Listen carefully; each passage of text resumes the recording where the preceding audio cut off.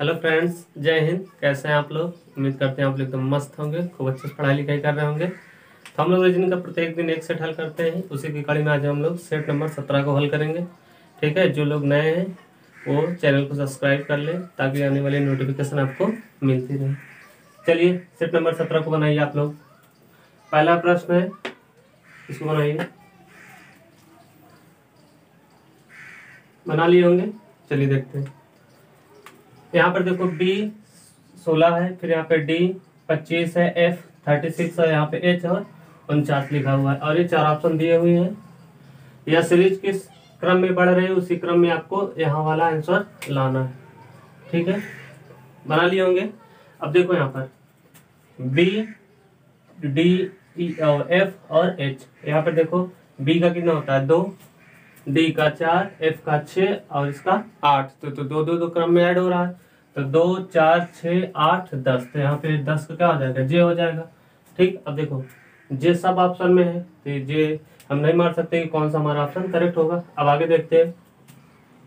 यहाँ पे 4 का वर्ग है, यहाँ पर 5 का वर्ग है, यहाँ पे 6 का वर्ग है, यहाँ पर 7 का वर्ग है, तो आगे क्या होगा 8 का वर्ग होगा। क्यों 8 का होगा? क्योंकि यहाँ पे 4 5 6 7 फिर क्या हो जाएगा 8।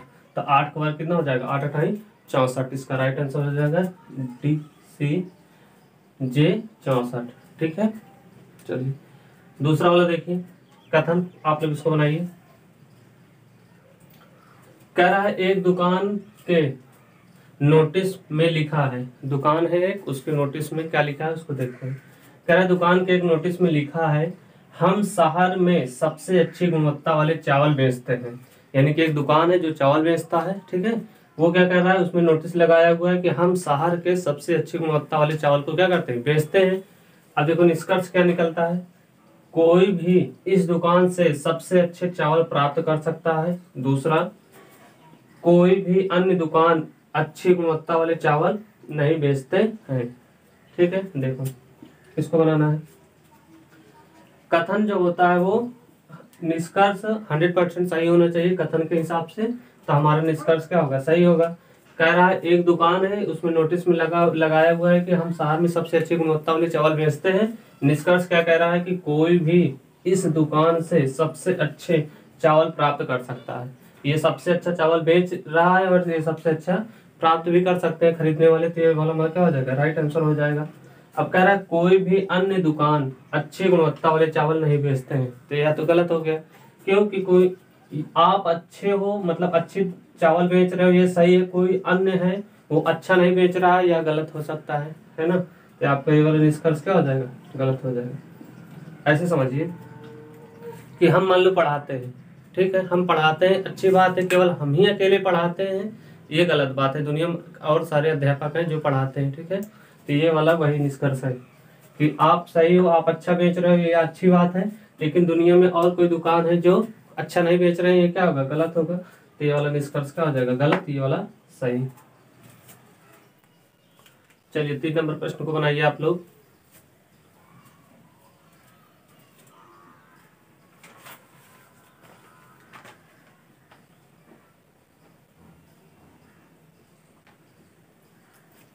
बना लिए होंगे, चलिए देखते हैं। कह रहा एक वैज्ञानिक कहते हैं पेड़ जंगल में अन्य पौधों के साथ संवाद करते हैं और पोषक तत्वों को साझा करते हैं। यानी कि एक वैज्ञानिक है जो कह रहे हैं कि जंगल में पेड़ एक दूसरे से संवाद करते हैं और अपने पोषक तत्वों को साझा करते हैं। संवाद करने का मतलब होता है बात करते हैं। ठीक है, अवधारणा में क्या कह रहा है, पौधे अन्य पौधों के साथ पोषक तत्व साझा करते हैं। दूसरा, पृथ्वी के नीचे सब कुछ जुड़ा हुआ है। ये इसकी अवधारणा है। देखो अवधारणा क्या होता है, निष्कर्ष क्या होता है, इसको समझते हैं। अवधारणा का मतलब होता है कि ये जो कथन दिया हुआ है इसमें से हम जो आंसर निकाले वह इसमें लिखा हुआ है कि नहीं, यही इसका मतलब होता है अवधारणा का।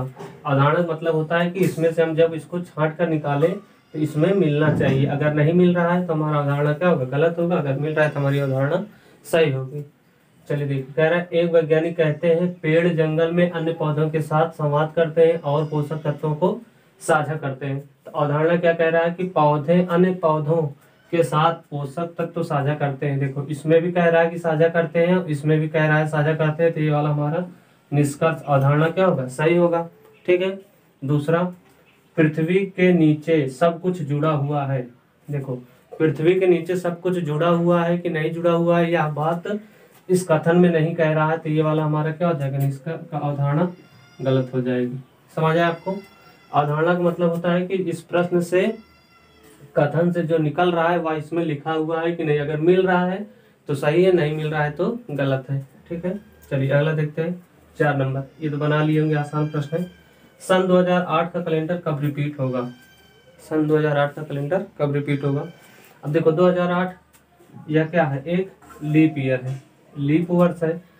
लीप वर्ष कैसे है, क्योंकि लास्ट के 2 अंक में 4 से भाग देने पर अगर पूरी तरह से कट जा रहा है तो वह कौन सा लीप ईयर होता है, वह लीप ईयर होता है। अब जैसे यहाँ पर देखो लास्ट के 2 अंक है, इसमें हम 4 से भाग देंगे तो पूरी तरह से कट जाएगा, तो जो साल लास्ट के 2 अंक 2 से 4 से पूरी तरह से कट जाते हैं वो क्या होते हैं, लीप ईयर होते हैं। जैसे 2004 लास्ट के 2 अंक 4 से कट जाएगा, 2008 2012 ये सब क्या होंगे, लीप ईयर होंगे। ठीक है। अब जब लीप ईयर आ जाता है तो लीप ईयर का कैलेंडर हमेशा, अब इसको नोट डाउन करके लिख सकते हैं कि लीप ईयर का कैलेंडर हमेशा 28 साल बाद रिपीट होता है। लीप ईयर हमेशा 28 साल बाद रिपीट होता है। ठीक। तो ये 2008 है, तो 2008 में अगर हम जोड़ देंगे कितना, 28, 2008 में हम 28 जोड़ देंगे तो 8 8 6 16 हो जाएगा, 2 3 और ये 2, 2036 में रिपीट होगा। तो इसका आंसर क्या हो जाएगा, ये 2020 2040 2036 ये वाला हमारा आंसर सही हो जाएगा। ठीक है। समझ आया आपको। लीप ईयर्स का कैलेंडर हमेशा 28 साल बाद रिपीट होता है, इसको आप नोट डाउन करके लिख भी सकते हैं, या अगर याद है तो अच्छी बात है। चलिए 5 नंबर प्रश्न को बनाइए आप लोग। कह रहा है समुद्र, मछली, कछुआ, ये 4 डायग्राम बने हुए हैं, इसको आपको रिलेट करके बनाना है। ठीक है। और 6 नंबर में सिटिंग अरेंजमेंट का क्वेश्चन है। हो गया। चलिए देखिए, कह रहा है समुद्र, मछली और कछुआ, इसमें तीनों में रिलेशन बताना है। देखो कछुआ अलग है, मछली अलग है, और दोनों कहाँ पाए जाते हैं, समुद्र में पाए जाते हैं। तो इसका क्या होगा, डायग्राम ये वाला हो जाएगा। देखो ये समुद्र हो जाएगा क्या आपका, कछुआ, ये मछली, और ये क्या हो जाएगा, समुद्र। कछुआ अलग है, मछली अलग है, लेकिन दोनों कहाँ पाए जाते हैं, समुद्र में पाए जाते हैं। तो ये वाला ऑप्शन क्या हो जाएगा आपका, राइट हो जाएगा। अब चलिए 6 नंबर क्वेश्चन को बनाइए आप लोग।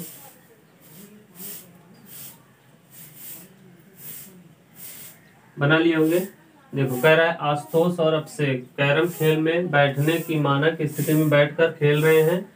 यदि अभिषेक का मुख उत्तर पूर्व की ओर है तो आशुतोष का मुख किस दिशा में होगा, या है आपको बताना है। देखो कैरम खेल रहे हैं तो कैरम का बोर्ड ऐसे ही होता है ना। अब कह रहा है कि अभिषेक और आशुतोष 2 ही लोग बैठकर खेल रहे हैं। ठीक है।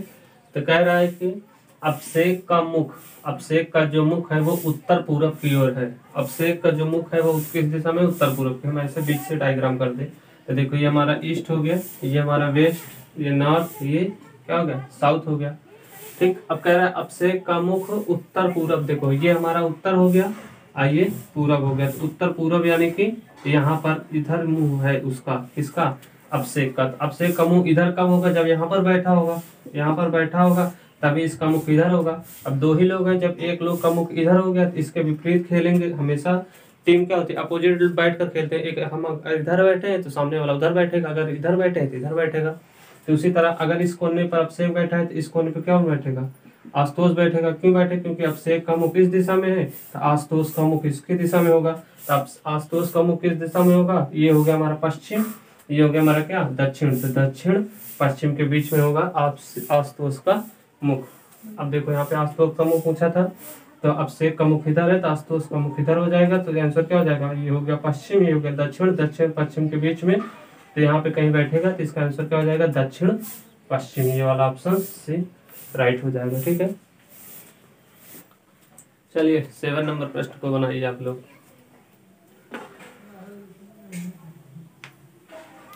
बना लिए होंगे।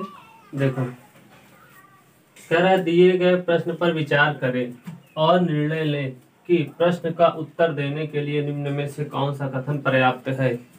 ये आपका प्रश्न दिया हुआ है और प्रश्न को पढ़कर आप विचार करें कि ये जो दोनों कथन दिए हुए इन दोनों कथन से इस वाले इस प्रश्न को बनाया जा सकता है कि नहीं, ये इसमें कथता है। ठीक है, अब देखो इंडिया को कैसे कोडेड किया जाता है, इसमें आपको ये प्रश्न है। इन दोनों को देखकर या समझकर आपको बताना है कि इन दो केवल इस वाले कथन से इसको बनाया जा सकता है कि इस वाले कथन से इसको बनाया जा सकता है कि इन दोनों कथन से इसको बनाया जा सकता है, इसी को आपको बताना है। अब देखो यहाँ पर थोड़ा सा स्पेस चाहिए इस प्रश्न को बनाने के लिए, तो इस वाले प्रश्न को हम पहले हल कर लेते हैं, उसके बाद फिर इसको इरेज कर देंगे, तो इस वाले प्रश्न को यहाँ पर अच्छे से समझा देते हैं। चलिए देखिए यहाँ पर H2O का जल, यहाँ पे H2SO4 का क्या होगा, इसमें आपको बताना है। तो बना लिए होंगे, एकदम आसानी से क्वेश्चन है। देखो जल का सूत्र क्या होता है H2O, उसी तरह इसका H2SO4 क्या होता है सल्फ्यूरिक एसिड, यानी कि इसका ऑप्शन क्या हो जाएगा बी हो जाएगा। सल्फ्यूरिक एसिड का सूत्र क्या होता है H2SO4। ठीक है, इसको मिलेज कर रहे हैं, उसके बाद इस वाले प्रश्न को यहाँ पे सॉल्व करते हैं।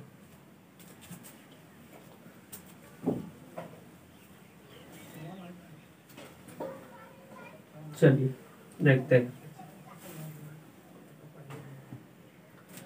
इंडिया को कैसे कोडेड किया जाता है। अब देखो यहाँ पे चिल लिखा है और इसको ये लिखा जा रहा है, तो देखो CHILE उसको क्या लिखा गया है ECIHL। अब देखो यहाँ पे अरेंजमेंट किया गया था, यहाँ पे 1 2 3 4 5 करते। अब देखो यहाँ पे क्या लिखा है, सबसे पहले 5 लिखा है तो यहाँ 5 लिख दिए। उसके बाद फिर क्या है C यानी कि फर्स्ट है, फर्स्ट हो गया।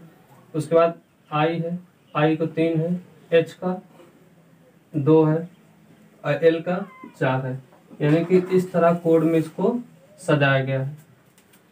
इसको इस तरह कोड में सजाया गया है, तो इस वाले कोड को हम इसी तरह सजाते हैं। तो यहाँ पे देखें इंडिया DIA, यहाँ पे देखो 1 2 3 4 5। अब इसी के हिसाब से सजाते हैं इसको। सबसे पहले 5 वाला आया तो सबसे पहले 5 वाला आएगा यानी कि A आएगा। उसके बाद 1 वाला आया है तो 1 वाला यानी कि I आएगा। उसके बाद 3 वाला आया है, 3 वाला कौन सा है D आएगा। उसके बाद 2 वाला आया, 2 क्या है N है, और फिर क्या है 4 है, 4 पे कौन है I है। यानी कि इस वाले कथन से हम इस वाले का आंसर निकाल लिए, तो ये वाला हमारा कथन क्या हो गया सही हो गया। यानी कि इस वाले से हम इसको निकाल ले रहे हैं, इस वाले को चेक करते हैं।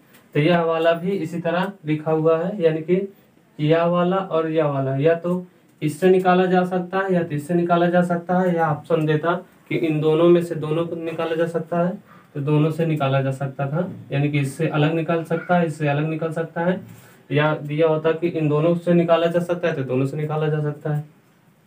तो इसका आंसर क्या हो जाएगा दोनों, या तो इससे निकाला जा सकता है या फिर इससे निकाला जा सकता है। ठीक है, चलिए 9 नंबर 10 नंबर और 11 नंबर प्रश्न को बनाइए आप लोग। बना लिए होंगे। चलिए कह रहा है 10:45 पर जल प्रतिबिंब क्या होगा। दूसरे में कह रहा है भारत, नई दिल्ली, फ्रांस, क्वेश्चन मार्क। उसके बाद ये आपका डायग्राम वाला क्वेश्चन है। यहाँ पर 3 प्रश्न दिए हुए हैं। ठीक है, इसको बनाइए। अब देखो 10:45 पर जल प्रतिबिंब, तो जल प्रतिबिंब का आप बना लिए होंगे, हमने कई बार इस प्रश्न को करवाया है। तो जल प्रतिबिंब का सूत्र मैं आपको बताया है कि आपको 18:30 या फिर 17:90 इन्हीं दोनों सूत्र का इस्तेमाल करके आप जल प्रतिबिंब को आसानी से बना सकते हैं। तो देखो 18:30 कब लेंगे, जब मिनट का मान 30 दिया हो या 30 से कम हो तो हम 18:30, या मिनट का मान जब 30 से ज्यादा होगा तो हम 17:90 का इस्तेमाल करेंगे। तो अब देखो यहाँ पे 30 मिनट का मान 30 से ज्यादा है तो हम कौन सा सूत्र लगाएंगे 17:90 को। अब देखो यहाँ पे इसको अमल करते हैं 17:90 10 क्या है 45, घटा देंगे 45 दूना 90 होता है, 45 आ गया। यहाँ पे ये क्या हो जाएगा 7, यानी कि 7:45 पर जल प्रतिबिंब 10:45 का जल प्रतिबिंब क्या बनेगा 7:45 पर ये इसका जल प्रतिबिंब बन जाएगा। ठीक है, चलिए अगला कह रहा है भारत, नई दिल्ली, फिर फ्रांस, क्वेश्चन मार्क। अब देखो भारत की राजधानी क्या है, नई दिल्ली, तो फ्रांस की राजधानी क्या हो जाएगी, पेरिस हो जाएगी। तो इसका आंसर क्या हो जाएगा, पेरिस। ठीक, बन गया होगा आपसे। अब देखो 11 नंबर प्रश्न, इसको इरेज कर दे तो बनाते हैं।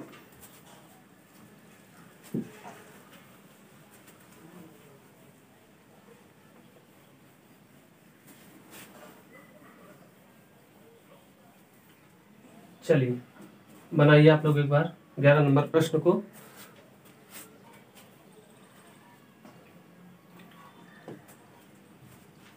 बना लिए होंगे, चलिए देखते हैं।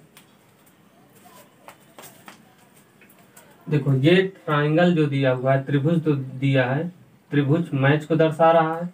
ये जो वृत्त दिया है फुटबॉल को दर्शा रहा है। ये जो आयत दिया हुआ है बैडमिंटन को दर्शा रहा है। ठीक है, अब जो बीच वाला पार्ट होता है ये कुछ को दर्शाता है, कुछ का मतलब दोनों में हो ये।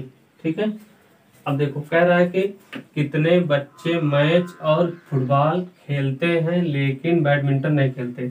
अब देखो बैडमिंटन ये है, मैच और फुटबॉल ये है, तो मैच भी खेल रहे हैं, फुटबॉल भी खेल रहे हैं, ऐसे कितने बच्चे हैं।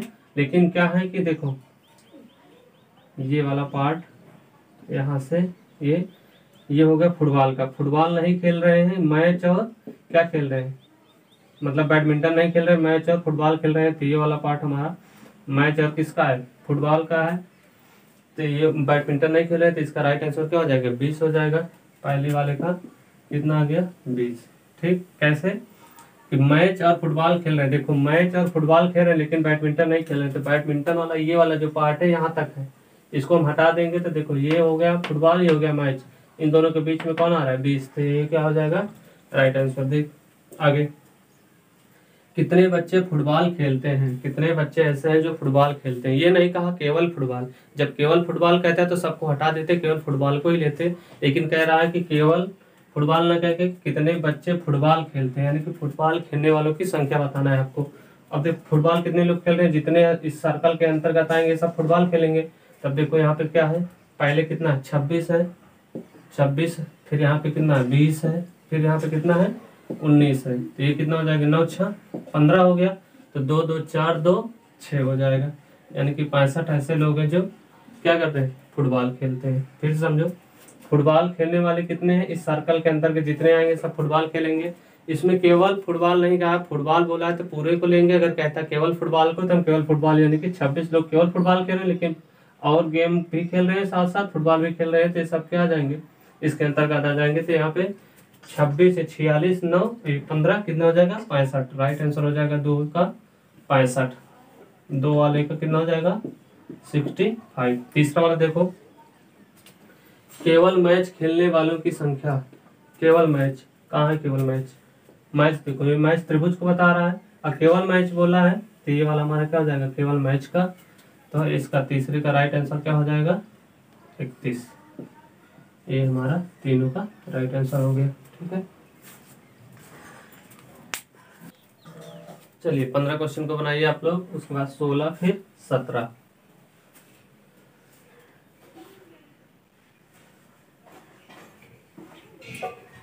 बना लिए होंगे। चलो पहले 17 नंबर को बनाते हैं, फिर 16 को बनाते हैं, उसके बाद इसको इरेज कर देंगे, फिर 17 और 15 नंबर को हम लोग बनाएंगे। ठीक है, अब देखो यहाँ पे फिगर बना हुआ है, इसके बाद एक खाली स्थान छूटा हुआ है, ये क्वेश्चन मार्क। आपको इस क्वेश्चन मार्क के स्थान पर भरना है, क्या आएगा। ठीक है, चलिए बनाइए आप लोग, बना लिए होंगे। अब देखिए यहाँ पर 6 4 8 है, फिर 5 3 4 है, 10 6 क्वेश्चन मार्क आपको बताना है। अब देखो यहाँ पे कैसे किया होगा, देखो 4 और 8 और 4 को जोड़ोगे कितना होगा, 8 4 12, 12 का आधा कर दोगे कितना हो जाएगा, 6, यानी कि 8 + 4 डिवाइड बाई 2 कितना जा रहा है आपका, 8 4 12 बाई 6 आ रहा है। इसी तरह 5 + 3 डिवाइड बाई 2, 5 3 8 का आधा 4। इसी तरह 10 6 10 + 6 डिवाइड बाई 2, 10 6 16 का कितना हो जाएगा, 8। या फिर ऑप्शन क्या हो जाएगा, बी राइट आंसर। ठीक है, चलिए अगला वाला बनाइए आप लोग। मिटाने वाला कहाँ गया, ओ माय गॉड। अब देखो यहाँ पे इसको बना लिए होंगे।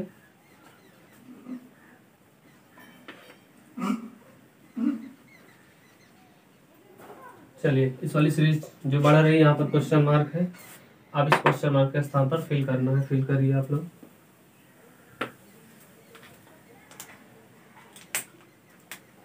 बना लिए होंगे। चलिए देखिए यहाँ पर देखो सीरीज बढ़ रही है, इसका मतलब कुछ ना कुछ ऐड हो रहा है, और थोड़ा थोड़ा थोड़ा बढ़ रहा है, इसका मतलब ऐड ही हो रहा है। अगर दुगना तिगना में होता तो इसका मतलब मल्टीप्लाई होता, फिर ऐड होता या फिर माइनस होता, लेकिन थोड़ा थोड़ा बढ़ रहा है, इसका मतलब ऐड ही हो रहा है। देखो 26 से 29 हुआ +3, 29 से फिर 33 हुआ +4, फिर ये 33 से कितना हो गया 38 +5, तो 3 4 5 आगे क्या हो जाएगा +6, तो 8 6 14 3 1 4 यानी कि 44 इसका राइट होगा। ऑप्शन देखो यहाँ पे, यहाँ 3 बढ़ा, 6 3 9 9 4 13 13 5 18 18 5 कितना होगा 23 यानी 43 होगा। 8 6 14 14 यानी कि 44 होना चाहिए इसमें। ऑप्शन देखो इसमें ऑप्शन एक गलत हो गया है, तो ऑप्शन इसको बना लो आप ये 44। देखो 38 6 कितना हो जाएगा 38 6 8 6 14 3 1 4, इसका आंसर कितना आएगा 44। ये वाला ऑप्शन क्या हो जाएगा करेक्ट हो जाएगा आपका, मिस्टेक था आंसर लिखने में। ठीक है चलिए अगला वाला बनाइए। ये तो बना ही लिए होंगे, हो जाता है मिस्टेक थोड़ा थोड़ा। चलिए ये वाला अच्छा प्रश्न है। P Q का भाई है, U T का पिता है, जो S का भाई है, R Q की माँ है जिसकी बहन S है, तो U का R से क्या संबंध है। U का R से क्या संबंध है यही बताना है। 4 ऑप्शन दिए हुए हैं। अब देखो कह रहा P Q का भाई है, तो P जो है क्या है Q का भाई है, P जो है Q का भाई है, तो ये हो गया भाई प्लस Q महिला है पुरुष इसके बारे में कोई चर्चा नहीं। U T का पिता है, U जो है T का पिता है, इसमें कुछ नहीं मैच कर रहा है। जो S का भाई है तो अलग से बना लो डायग्राम या फिर छोड़ दो, आगे आगे बढ़ो। कह रहा है U T का पिता है जो S का भाई है, तो इसमें कुछ नहीं मैच कर रहा है, आगे बढ़ते हैं। कह रहा R Q की माँ है, R जो है Q की माँ है, क्यों की माँ कौन होगी, क्यों की माँ जो है वो आर है। अब माँ है तो ये क्या हो गई महिला हो गई। ठीक, आर क्यों की माँ है जिसकी बहन एस है, जिसकी बहन एस है, जिसका या जिसकी हमेशा दूसरे वाले के लिए आता है, जिसका हो जाए जिसका हो या जिसकी हो हमेशा दूसरे वाले के लिए आता है, तो दूसरा वाला कौन है क्यों है। कह रहा है कि आर क्यों की माँ है जिसकी बहन एस है, जिसकी बहन एस है, तो ये दूसरे वाले के लिए आ गया क्या एस, जिसकी बहन एस है। ठीक है अब देखो एस आ गया, अब एस से रिलेशन बताना था आपको। यहाँ पे देखो कह रहा है कि यू टी का पिता है जो एस का भाई है, एस का भाई है तो जो भी दूसरे के लिए आता है और पहले के लिए आता है, तो जो किसके लिए आया टी के लिए, तो यहाँ पे टी हो जाएगा ये, और यू जो है टी का पिता हो गया, यू जो है टी का पिता हो गया, ये पिता हो गया। ठीक है अब देखो बन गया, देखो इसके बच्चे ये सब हो गए, इसके बच्चे ये सब हो गए। अब ये दोनों कह रहा है यू का आर से, यू का आर से, यू ये है आर ये है, जब ये सब बच्चे हो गए तो ये पति हो गया ये पत्नी हो गई, तो इन दोनों में आपस में क्या रिलेशन होगा यही बताना है। तो यू का आर से यानी कि आर से कहाँ जाना है यू पर, से कहाँ पे चलते हैं, तो आर का यू कौन है, तो आर का यू क्या है हस्बैंड हो यानी कि पति हो गया, तो इसका राइट आंसर क्या हो जाएगा पति। ठीक है चलिए 18 नंबर प्रश्न को बनाइए आप लोग, 18 19 20, उसके बाद सेशन को एंड करते हैं। ठीक है देखो यहाँ पे ये दर्पण वाला प्रश्न है, यहाँ पर कोड दिया हुआ है, उसके बाद ये 20 नंबर बनाइए आप लोग, फटाफट बनाइए। क्या होगा इसका आंसर, राइट आंसर आप लोग निकालिए इसका। चलिए बना लिए होंगे। देखिए ये दर्पण वाला प्रश्न है, हमने आपको बताया था दर्पण में जो वस्तु जितने दर्पण के पास होगी उधर भी उतने ही पास होगी। देखो यहाँ पर गोला है, यहाँ गोला नहीं, पहले ही गलत, यहाँ पे गोला है, यहाँ पर प्लस है, यहाँ पर माइनस है, तो ये वाला भी गलत। अब देखो इस वाले को चेक करते हैं। देखो एरो दर्पण के पास है, तो यहाँ भी एरो दर्पण के पास होगा, अगर ऐसे होगा तो ठीक। गोला दर्पण के जस्ट पास में है, तो इधर भी गोला दर्पण के जस्ट पास में है, प्लस भी है, ट्राइंगल भी है, तो ये वाला हमारा क्या हो जाएगा, राइट आंसर हो जाएगा। यानी कि ऑप्शन से इसका क्या होगा, करेक्ट आंसर होगा। अब देखो यहाँ पे 19 नंबर, यदि किसी पूर्ण भाषा में उत्तर बराबर पश्चिम, यानी कि उत्तर को पश्चिम कहा जा रहा है और पश्चिम को दक्षिण कहा जा रहा है, दक्षिण को पूरब कहा जा रहा है और पूरब को उत्तर कहा जाए, तो सूरज किस दिशा में निकलेगा। अगर इसको ना पढ़ो, केवल लास्ट में पढ़ोगे सूरज किस दिशा में निकलेगा या निकलता है, तो आप तुरंत मारोगे पूरब, और पूरब मारकर आगे बढ़ जाओगे, तो ऑप्शन आपका आंसर क्या होगा, गलत हो जाएगा। इसमें देखो कोड दिया हुआ है, कोड मतलब इसमें डायरेक्शन चेंज कर दिया है। अब देखो उत्तर को क्या कहा जा रहा है, पश्चिम, पश्चिम को दक्षिण, दक्षिण को पूरब और पूरब को उत्तर। तो हमेशा आपको पता है कि सूरज निकलता है पूरब की ओर, पूरब को क्या कहा जा रहा है, उसी को देखकर हमको इसमें आंसर चूज करना है। अब देखो यहाँ पे पूरब को क्या कहा जा रहा है, उत्तर, पूरब बराबर उत्तर, यानी कि पूरब को क्या कहा जा रहा है, उत्तर कहा जा रहा है, तो यानी कि सूरज किस दिशा में निकलेगा, तो सूरज उत्तर दिशा में निकलेगा। ठीक है, ये हो गया आपका 19 नंबर। 20 हुआ, देखिए 9 से 20 हुआ है, और 21 का क्या होगा इसमें आपको बताना है। अब देखो थोड़ा सा 2-4 अंक बढ़ा होता तो लगता है कि हाँ कुछ ऐड हुआ है, ये तो सीधा 9 से 18 यानी कि फिर 20 हुआ, यानी कि दुगना हो रहा है, उसके बाद कुछ ऐड हो रहा है, तब जाके यहाँ पर 20 आ रहा है। तो हम देखते हैं यहाँ पर 9 गुणे 2, 9 इंटू 2 प्लस 2, तो 9 दूना 18, 2 20 हो गया। यही चीज इसमें भी करते हैं, तो 21 दूना 42 हो गया, अब प्लस 2 कितना हो जाएगा, 44। इसका क्या हो जाएगा आंसर, यानी कि दुगना होगा, प्लस 2 हो रहा है तो इसमें भी दुगना करके प्लस 2 कर देंगे, तो 21 दूनी 42 प्लस 2 बराबर 44 का राइट आंसर हो जाएगा। ठीक है, ये रहा आज का सेट नंबर 17। सेट कैसा लगा आप लोग कमेंट बॉक्स में जरूर बताइएगा। जो भी प्रश्न में दिक्कत हो रही है आप लोग उस कमेंट बॉक्स में बताइएगा कि हाँ इस प्रश्न में दिक्कत हो रही है। और वीडियो अच्छा लग रहा होगा तो लाइक कीजिएगा, हमारी मेहनत पसंद आ रही है तो भी लाइक कीजिएगा, नहीं मेहनत पसंद आ रही है, वीडियो में कोई प्रॉब्लम है तो आप उसको कमेंट बॉक्स में जरूर बताइएगा। तब तक के लिए जय हिंद।